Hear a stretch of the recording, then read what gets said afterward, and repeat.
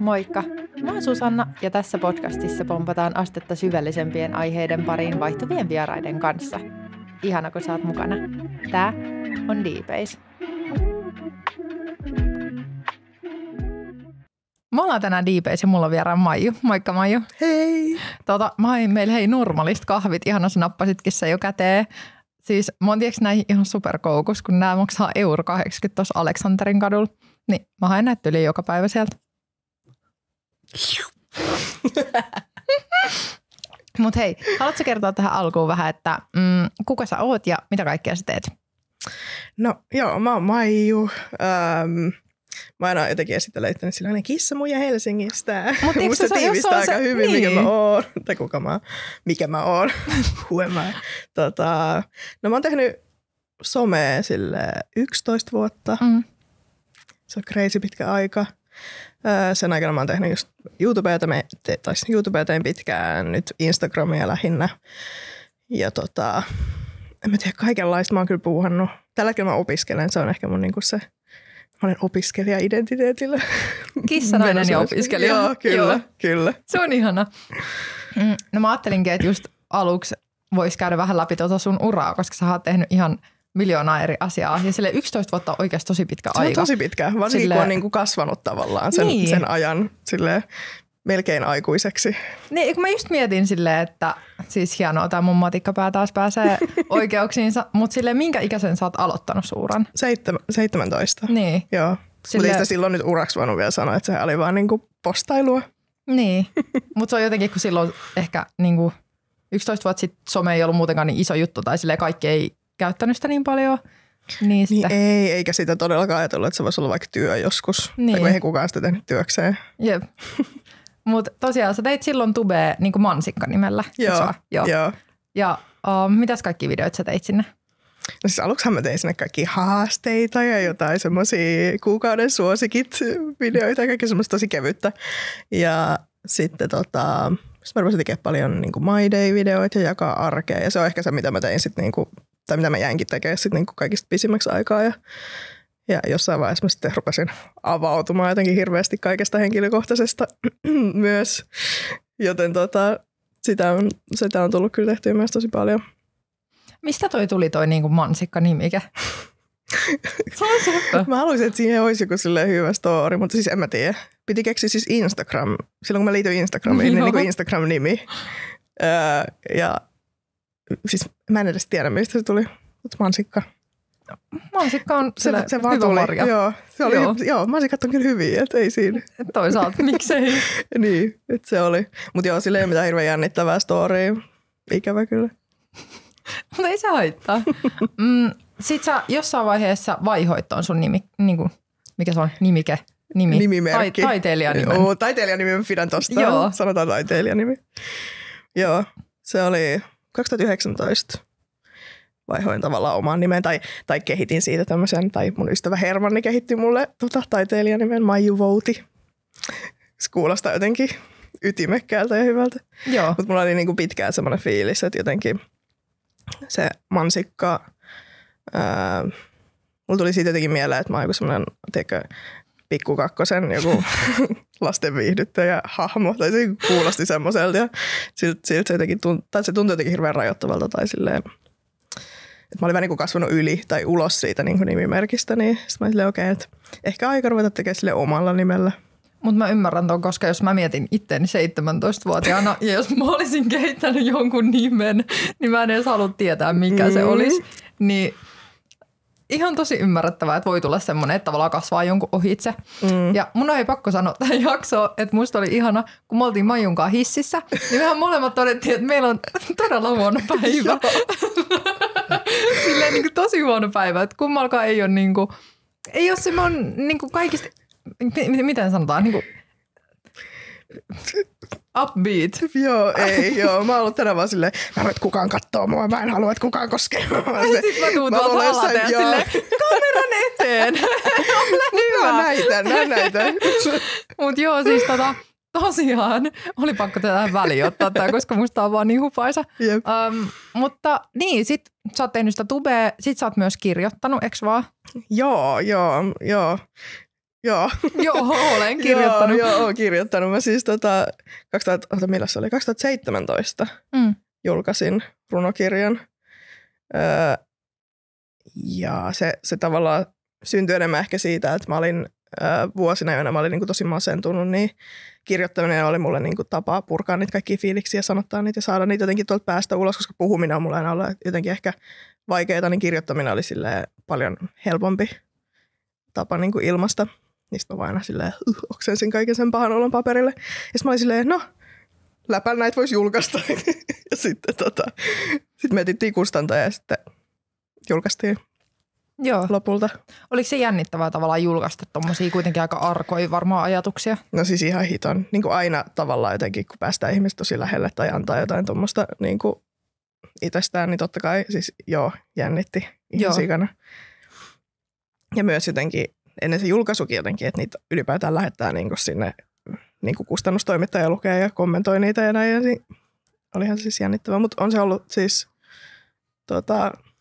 yksi parhaista asioista, mitä on varmaan tehnyt tai että mistä on saanut tosi paljon niin kuin kiitosta just siitä, että miten ihmiset on kokenut, että se on niin kuin auttanut heitä sanottamaan omia tunteitaan tai jotenkin ymmärtää itseään tai jotain läheistä paremmin, niin se on tietenkin parasta, mitä semmoisesta voi niin kuin saada. Joo, siis toihan tosi palkitsevaa varmasti. Tavallaan, että saa tehty sellaista vertaistukea. No nimenomaan, joo. Ehdottomasti. Sitten varmaan just sä sanoitkin tuossa noista niinku tube-videoista, että tavallaan sul tuli sitten niinku My Dayden lisäksi jaettu siellä tosi paljon kaikkea henkilökohtaisia muuta. Niin oliko se sulle silleen jälkeenpäin vaikea, koska nythän sä oot lopettanut niinku tubettamisen ymmärtääkseni. Joo. Niin tavallaan tuliko se päätös lopettamiseen siitä, että tuntui, että jakaa jotenkin tosi paljon henkilökohtaista elämää? No oli se niinku, osa sitä ehdottomasti.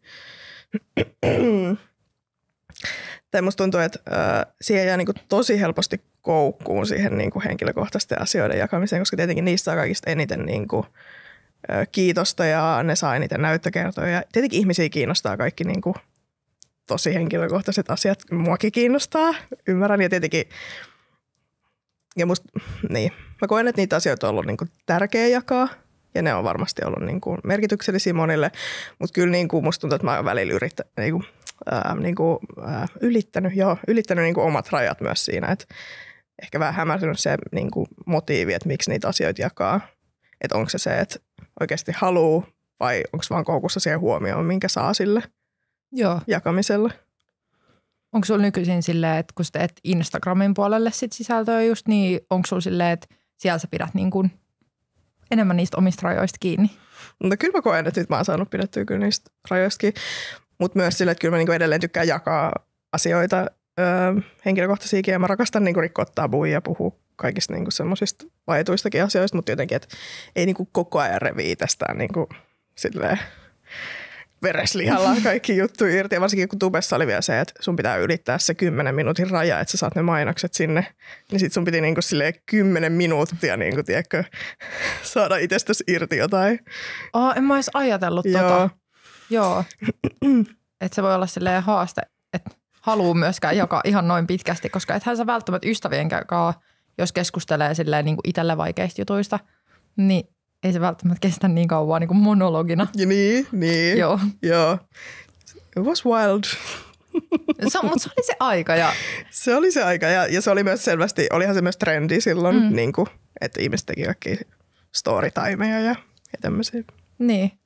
Onko sulla itsellä joku tietty vaikka oma video, mistä sä oot ollut silleen, että mikä on sulle kaikista tärkein tai mistä sä oot miettinyt, että vitsi, että oisin voinut pitää itselläni? On mulla ollut jotain semmoisia, mitä mä oon sitten jälkikäteen niin kuin piilotellut jo silleen aikaisemminkin sieltä. Jotain niin kuin tosi synkistä hetkistä kertovia juttuja tai semmoisia, mihin on liittynyt niin kuin muita ihmisiä. Ja sitten jotenkin on ehkä silleen, ehkä ei kannata jakaa semmoisia asioita, mitkä ei kosketa niin kuin suoraan ehkä pelkästään itseään. Joo. Myös silleen niin kuin ihan. Jos mä ei voi vaan silleen. Joo, ehkä kaikki ei tarvitse jakaa. Mutta kyllä niin kuin mulle, siis koko tämän niin kuin tällaisen ihmisten iholle päästämis homman niin kuin aloitti se. Mä tein siis semmoisen,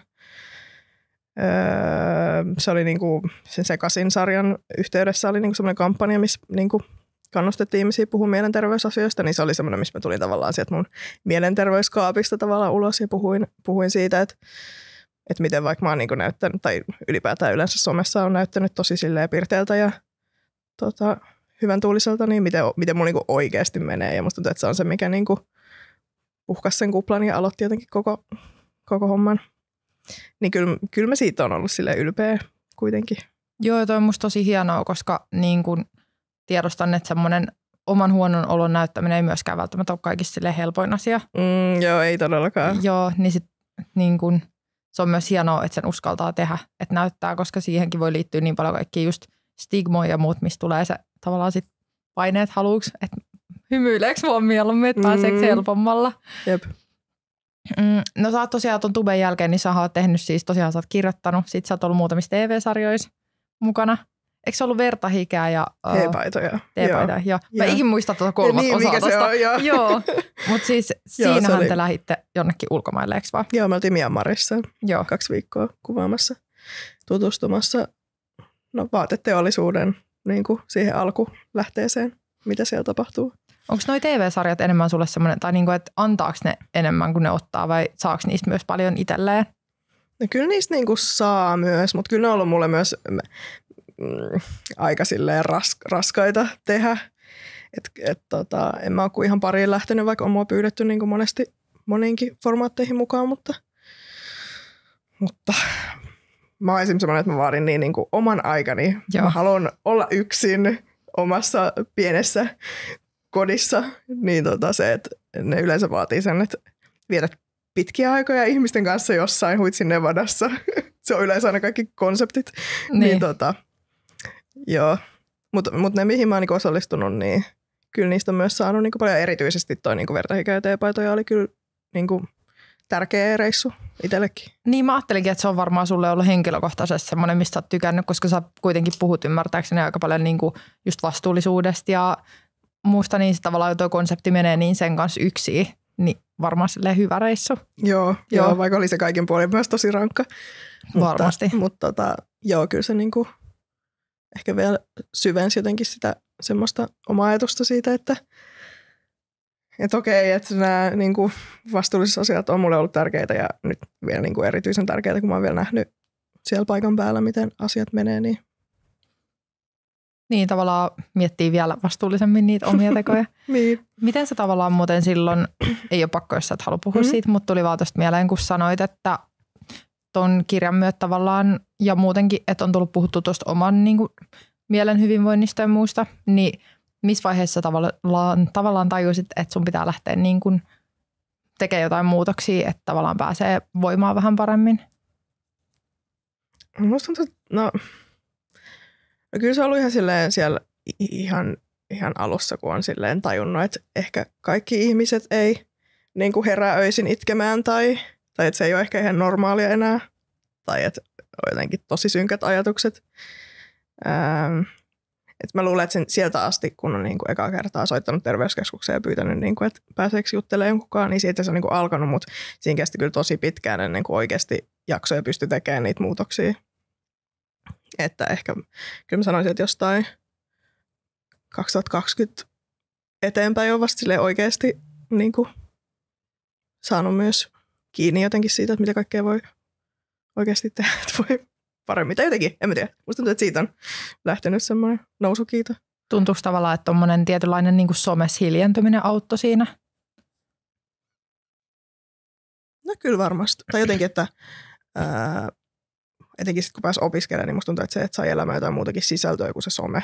Tai jotenkin, että se ei ole se, että on yksin kotona ja tekee somea, niin ei se kyllä tehnyt mulle ainakaan hirveän hyvää. Joo. Niin se, että vaikka koulun kautta on saanut niin kuin arkirytmin, on joku paikka, missä sun pitää olla. Joku niinku niin X-kellon aika mun pitää olla täällä. Siis se on ihanaa. Jos mä rakastan itse rutiineja, mä oon niin rutiini-ihminen. Niin siis rutiinit on ihania. Joo, sit kun ne puuttuu, niin on ihan semmoinen, mitä tapahtuu? Niin, ja sille ehkä jonkun aikaa se on kivaa silleen, että mä voin tehdä mitä vaan, milloin vaan, mutta sitten niinku, ei siinä ainakaan mä itse jaksa jotenkin vaan hengailla. Joo, loputtomiin. Niin, joo, jotenkin ihan semmoinen määrätiedoton. Onko se määrä? Määrätiedot on joku sana. Ainakin määrätietoinen on. No eikö se sitten ole? No jos ei, niin nyt on. Sovitaan, että se on. Joo. Nyt tavallaan ton koulun kautta on tullut se. Joo. Mä en tiedä, sanottiinko me tässä, mitä sä opiskelet. Ei, mä vaan sanon, että mä opiskelen. Joo. Mutta joo, mä opiskelen elokuva- ja TV-alaa. Joo. AMKissa, joo. Joo, ja toi oikeasti varmaan sopii sulle ihan sika hyvin, koska sulla on myös semmoinen aika rauhallinen energia. Onko? On. Välillä musta on. Niin tiedätkö, ehkä se siitä siellä kuvauksissa silleen tarttuu myös. Ehkä. Toivotaan. Joo. Ja sittenhän sä oot ollut supernuoren jo myös linnanjuhlissa. Joo, apua. Millaista se oli? Sekin oli 2017. Musta 2017 tapahtui kaikki tämmöiset tosi isot jutut. Okei. Kirja ja linnanjuhlat ja ostin, olikohan silloin kun mä ostin mun eka asunnon. No kuitenkin, mutta silleen, että se oli ihan semmoista niinku ryminä aikaa kyllä. Joo. Joo, linnanjuhlat. Oli, joo. Siis mun on vaikea vieläkin uskoa, että mä olin siellä oikeasti. Joo. Tai silleen mä muistan, kun se kutsu tippui postilukusta ja mä olin ihan varma, että se on siis joku pränkki. Joo. Mä en siis uskonut, että se on niinku oikea, mutta oli se. Sitten oli joku silleen 2 viikkoa ennen niitä juhlia, sitten mä olin silleen, okei, ei hitto, mun pitää nyt niinku etsiä joku asu. Niinku, että mitä, niinku, sitten mä en tiedä yhtään mikä etiketti siellä on, kun mä pelkään aina hirveästi, että mä rikoin jotain tosi isoa ja tärkeää etikettiä. Joo. Ja sitten mä nolaan kaikki nuoret. Mutta se oli jännää. Mutta et vissiin rikkonut mitään etikettiä. En tietääkseni ainakaan. Eiköhän siitä olisi joku juttu tullut. Joo, mä olin vaan wild ja menin sinne ilman hiuksia. Mulla oli just upea siili siihen aikaan. No mutta tiedätkö sä, ei me ainakaan aikaa hiusta laittaa. Ei mennyt, joo. Niin. Siis oikeasti. Tai silleen ihan sama mikä sää. Joo. Mä voin sanoa, että pitkillä hiuksilla silleen säät on sellainen niin kuin murheenkryyni. Ja mä en tiedä mikä siinä on, mutta nyt tänäänkin, siis mulla on aina kuvauspäivin melkein niin 100. Ja sitten mä oon silleen, että mä en edes vaivaudu, tiedätkö laittaa mun hiuksia. Että mä oon silleen, että mä harjaan ne. Anyway. Joo.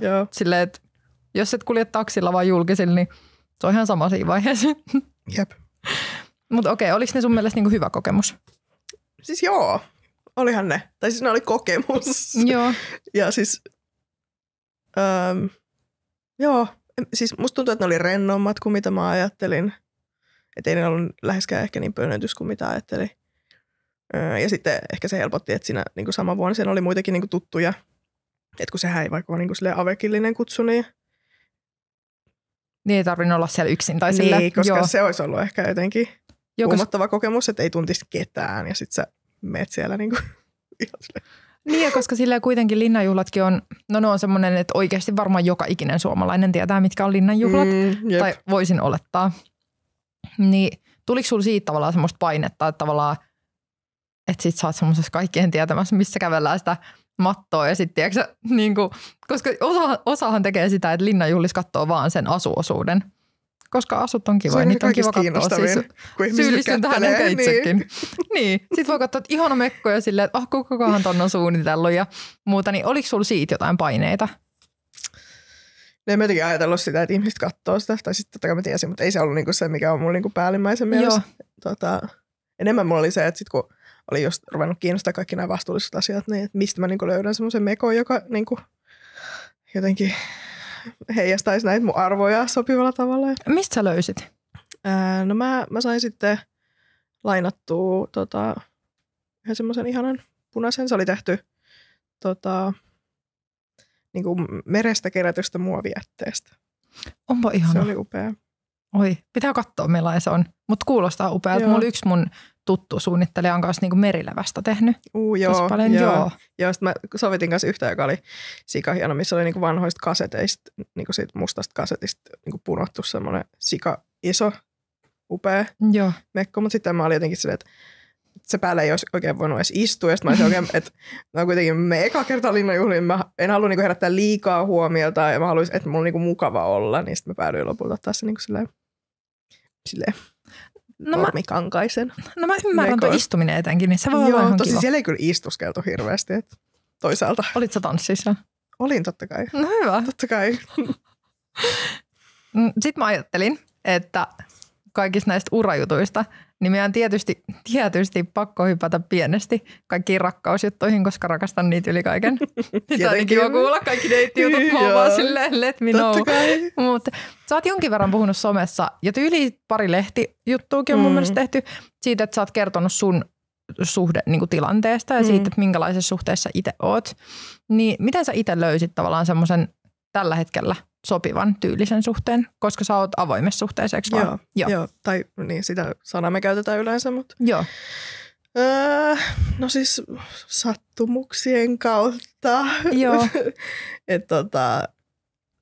Kyllä mä pitkään ajattelin, että en ole ihminen, jolle sopii vaikka avoin suhde, enkä mä ajatellut sitä mitenkään realistisena ajatuksena omalle kohdalle, mutta sitten se tuli puheeksi, tai kumppani otti sen puheeksi, ja sitten ruvettiin niinku miettiä sitä, ja mäkin niinku yritin lukea siitä ja etsiä kaikki. Silloin vasta se oli ehkä nousemassa se niinku puhe tästä niinku silleen enemmän, ja ehkä oli jotain podcast-jaksoja jossain, ja sitten vaan jotenkin yritti imeä kaiken tiedon, ja mitä enemmän niinku siitä selvitti ja mitä enemmän niinku keskusteltiin, niin sitten se rupesi tuntuakin siitä, että okei, että ehkä tämä voisi olla jotain, mitä me voitaisiin kokeilla. Ja hyvä, että kokeiltiin, koska nyt musta tuntuu, että mä en voisi enää elää millään muulla tavalla. Joo, koska toi mun mielestä ihanaa, että sä tavallaan puhut siitä silleen avoimesti, kun mun mielestä tuntuu, että erilaiset suhdetyypit, että vaikka niistä puhutaan, niin ne on helposti vähän silleen, että no säkin oot ehkä kuullut, mä oon ainakin kuullut kuittailua tosi paljon avoimista suhteista, että no, että se on se pysäkki ennen eroa, silleen, että jos avaa suhteen. Oh boy, mä oon kuullut niin paljon kaikkea näitä, mua niin ärsyttää kaikki lausahdukset, mitä kuulee, niin kuin kaikki näitä, eihän se edes ole mikään oikea suhde, että se on vaan tämmöinen friends with benefits-tyyppinen, tai että just toi, että se on vaan askel ennen eroa, tai että ei siinä voi olla mitään oikeaa rakkautta, tai kaikki tämmöistä, mä vaan ei kiitti. Ei, mutta siis se on jännä, koska mun mielestä muutenkin siis, tai sen pitäisi olla niin kuin normi, että jokaisen ihmisen romanttiset suhteet, niin ne on niiden ihmisten välillä, jotka siinä on, eikä sille muilla ole siihen mitään niin kuin sanottavaa. Niin, ja silleen kyllä mä tietenkin ymmärrän, että kaikki suhteet ei sovi kaikille ja kaikkiin tilanteisiin tai näin, mutta jotenkin se, että niin kuin yleisesti jotenkin ajatellaan, että okei, koska suhde on tällä niin kuin tämän jotenkin termin alla, niin se tarkoittaa täsmälleen tätä samaa. Tai suhteet on kaikilla on niin kuin, kaikilla on varmasti omanlaisensa suhde, oli se niin kuin ihan minkälainen tahansa. Niin jotenkin ikävää semmoinen yleistäminen. Niin on. Asutteko te muuten erikseen? Joo. Mä ajattelinkin, että jos sä tarvit hirveästi omaa aikaa, niin teillä on varmaan myös silleen, että sä ja sun kissat asutte. Joo, mä ja mun kissa. Kissa, joo. Joo, mä oon kyllä niin semmoinen yksin asuja. Se on mulle niinku tärkeä oma aika ja tila. Mikä sulla on muuten silleen, että jos sä neuvoisit jotain ihmistä, joka saattaisi vaikka miettiä, että oiskohan ehkä se avoinsuudessa semmoinen oma juttu tai muuta, niin mikä on sun mielestä semmoinen joku helpottava tavallaan askel, miten sitä voisi lähteä miettimään? No kyllä musta siis niin kuin aiheesta lukeminen on ollut mulle ainakin itselläni tosi sellainen, tai jotenkin, että tutustuu siihen aiheeseen ihan niin kuin sama oikeastaan, mitä kautta siihen nyt pääseekään, että jos on onnekas ja on joku tuttu, joka niin kuin puhuu asiasta avoimesti tai sitten onhan näitä kirjoja, avoimet suhteet, esim. Suomenkielinen, semmoinen helposti lähestyttävä kirja tai podcasteja löytyy ja kaikkea. Sitten ehkä sitä kautta voi niin tutustua aiheeseen ja ruveta miettimään, että mitä sitä niin kuin itse haluaa suhteelta. Ja sitten toki jos on niin kuin kumppani, niin kumppanin kanssa aiheesta keskusteluun toki myös, niin, joka voi olla myös siis pelottavaa. Ja kyllähän mä oon niin kuin kuullut, että ihmisillä on välillä tosi niin kuin rajujakin reaktioita jotenkin siihen, että aiheen edes ottaa esille, mikä on musta ikävää, mutta... Olitteko te heti tavallaan molemmat samaa mieltä siitä silloin, että se kannattaa lähteä kokeilemaan? Tai mikä oli sun reaktio silloin, kun hän niin otti sitä esiin? No mä en kyllä, siis siitä on kyllä jo silleen ehkä 4 vuotta. Mä en niin ihan täsmälleen muista, mutta niin kuin, kyllä mä muistelisin, että kun me ollaan aikoin kertoa joten niin edes aiheesta puhuttu, niin no en mä ollut silleen, niin kuin, että niin kuin, että tästä aiheesta ei saa edes puhua. Tai jotenkin, että se on niin kuin jo suoraan silleen red flag. Että niin kuin, ei edes niin kuin puhuta tästä. Mutta en mä myöskään ehkä silleen intokiljoenkaan niin kuin aloittanut sitä keskustelua. Ehkä aika silleen neutraalit pohjat sitten kuitenkin. Et jotenkin, mitä se niin kuin tarkoittaa ja mitä niin kuin meidän kohdalla se voisi meinaa. Alkoiko se sitten vaan tavallaan ajan myötä, sit, kun te aloitte elää sen niin kuin teidän asettamien rajojen kautta, niin sitten tuntuu silleen vaan omalta? Joo, ja aluksihan meillä oli tosi tarkat muutenkin, tietenkin, koska se oli tosi uutta ja niin kuin, kuitenkin silleen iso muutos, niin meillä oli tosi tarkat silleen rajat ja niin kuin sopimukset siitä, että mikä on niin kuin ok. Ja sitten mitä niin kuin enemmän aikaa on mennyt, niin sitten on huomannut, että oikeastaan nämä on niin kuin turhia, että ei näitä niin kuin tarvii näin paljon. Että tavallaan ne pelot, mitä siellä taustalla on ollut, niin on silleen, ei ole tavallaan tarvinnut pelätä niitä asioita. Niin sitten pikkuhiljaa on rentoutunut, mutta meilläkin silleen, siihenhän iski siis korona ja kaikki nämä, että sitten lähinnä ne niin kuin, vaikka eka vuosi, niin oli lähinnä sitä, että me vaan keskusteltiin ihan sikana. Että ei ollut mikään semmoinen, että no niin, nyt kerran puhuttiin tästä ja nyt rynnätään jonnekin tekemään jotain, vaan siis niin, ei tapahtunut että ei edes tapahtunut niinku suhteen ulkopuolella mitään, vaan me vaan keskusteltiin. Puhuttiin kaikista skenaarioista ja peloista ja ajatuksista ja toiveista ja kaikista. Musta tuntuu, että se oli niinku ihan superhyvä juttu niinku siihen alkuun. Oli superhyvää. Kyllähän niin kuin avoin kommunikointi on aina paras asia. Tai silleen, joo, siis ihan kaikissa ihmissuhteissa mun mielestä niin kuin avoin kommunikaatio sitten jää niin kuin silleen oletuksille tilaa, koska oletukset on niin kuin paha. Oletukset ja sitten se, että sä tai sulla on mahdollisuus miettiä liikaa sun oman pään sisällä. Jep, ehdottomasti. Niin, ei. Kaikki kauhuskenaariot ja omat tulkinnat jotenkin. Just, rakastamme, ihanaa. Yeah. Ei, mutta siis toi on sama, mitä mä itse aina sanon, että mulle silleen oikeasti kaikki muu on vähän silleen, että jotenkin, että siis tärkeintä on vaan se, että on rehellinen. Tai silleen, että mulla on muuten silleen, että tosi moni asioita voi antaa anteeksi ja asioista pääsee eteenpäin, mutta jos ei pysty olemaan rehellinen, niin se on mulle semmoinen raja. Se on paha. Joo, että se on pakko olla. Niin mä oon opetellut pitää siitäkin. Mutta se on hyvä, tosi hyvä. Se on hyvä, kun on tommonen yksi. Mä naurattaa, kun mä puhun niin paljon siis käsillä. Niin siis mulla on siis puolet kahvista lentänyt toppatakin päälle tuossa aiemmin. Koska siis mulla heiluu vähintään toinen käsi koko ajan. Niin sit mä naurattaa, kun mä kannoin 2 kahvia, niin sit heilu vähän enemmän toinen käsi. Mut mitä sä Maiju voit muuten tällä hetkellä?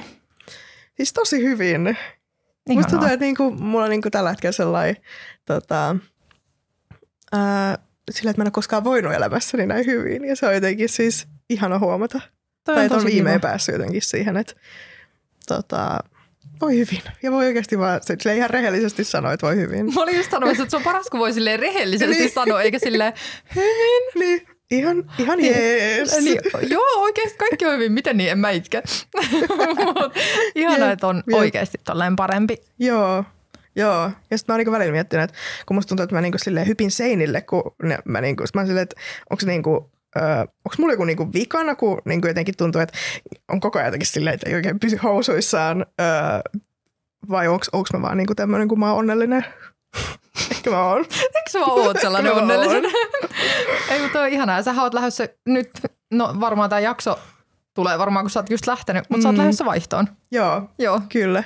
Saksaan 4 kuukaudeksi. Joo. Toi on kyllä kiva. Mitä tuolla vaihdossa, niinku, mulla on siis niinku vähän vieraat nää, miten ne menee niinku korkeakouluissa, mutta mitä siellä, niinku, käyt sä niinku siellä jonkun harjoittelu vai onko se siellä niinku opiskelemassa? Mä oon siellä opiskelemassa, joo. Mä oon valinnut jotain kursseja sinne ja katsotaan, että kuinka vaativia ne on. Mä toivon, että se on vähän silleen chilliä, niin sit mä voin vaan elää siellä, eikä silleen, että mun tarvii niinku pänttää jotenkin hirveästi. Mutta toisaalta tämä mun ala on ehkä semmoinen, että ehkä mä nyt ei niinku lueta ja päntätä niin paljon, vaan ehkä tehdään jotain. Jotain kivaa, toivottavasti. Niin mä en tiedä, ootko sä kova käymään ulkona?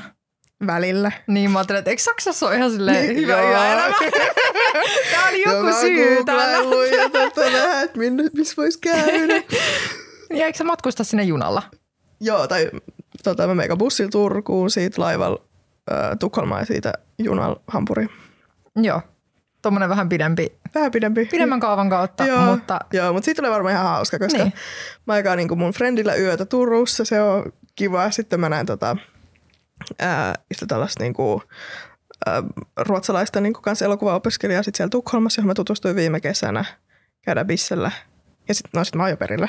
Että tavallaan tämä on vaan semmoinen, että mä näen frendejä tässä niinku matkalla. Ja siis, mutta on ihan täydellistä. Niin. Ja sitten se ei tunnu niin pitkältä myöskään, koska on tommosia niinku pitstoppeja. Niin, jep. Ja sille vähän hauska jotenkin seikkailla. Nimenomaan, pikkuseikkailu. Hei, otetaan tähän loppuun kuulijakyssäri. Apua. Mitä sieltä tulee? Hetkunen. Okei, tää oli niin söpö. Mikä on sun lempiruoka? Okei, nyt tuli kova kysymys. Tämä on niin söpö, että joku on miettinyt, niin mä ajattelen, että okei, kysytään Maijulta. Lempiruoka. Musta kaikki lempijutut on aina vaikeita. Eiks ookin? Ihan sikavaikeita. Koska se vaihtuu. Se vaihtelee ja sitten on niinku eri syitä tykätä eri asioista. No mikä on tällä hetkellä? Siis yleensä mä ostan pizza, koska sitä voi syödä niinku eri täytteillä ja sitten se on niinku vähän silleen eri. Se vaihtelee. Mutta sitten mä rikkaan kans kyllä niinku hyvä sushi on kans. Sushi. Miten se sanotaan oikein? Tulee näitä Suomi-momenteista vannut, en tiedä. Sushi. Niin. Joku sellainen kunnon vege. Sushi-mättö on kans kyllä hyvä. Ei kun niin, totta. Oot sä ihan täysin vegaani? En ole vegaani. Vege. No niin, nyt alkaa mennä sanatkin. Niin. En ole vegaani, mutta kasvissyöjä. Joo. Mutta noin on sun semmoiset niinku go-to. No ehkä mun go-to, joo. Mutta kyllä mä tykkään monenlaisista. Mutta sitten mä en osaa laittaa ruokaa ollenkaan. Sitten mä syön himas vaan jotain kahta samaa asiaa aina, joka ei maistu miltä, koska mä en osaa maustaa. Se kuulosti ihan multa. Sitten kun joku kysyy silleen, mitä söit, sitten on vaan, no en mennä siihen. Niin, en halua kertoa. Liian henkilökohtainen kysymys. Sille toi on vähän henkilökohtainen silleen, mutta tykkäättekö te palaneen mausta? Siltä ne kaikki maistuu. Kiva tukehtua täällä. Joo, älä.